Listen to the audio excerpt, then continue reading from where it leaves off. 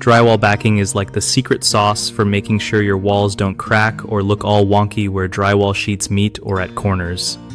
So, drywall backing is basically extra support you put behind where two drywall sheets come together or around corners. You want to add extra studs or blocks there, so the drywall has something solid to attach to. This helps keep the edges from flexing or moving when you nail or screw the drywall on. Without good backing, those edges can crack over time, which is super annoying and looks ugly. Also, when you have firm backing, it's way easier to get a clean, smooth finish with mud and tape.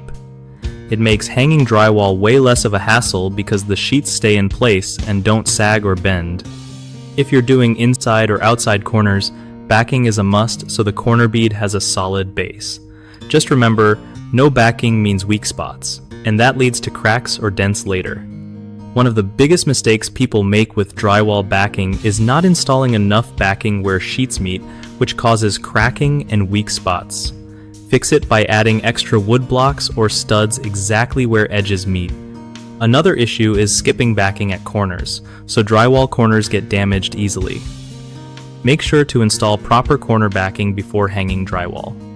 Lastly, many don't secure the backing tightly to framing, which leads to flexing and uneven surfaces. Always fasten backing firmly with screws or nails to avoid this problem. BigHomeProjects.com connects homeowners with trusted local contractors who know their stuff, making it easier to get quality work done without headaches.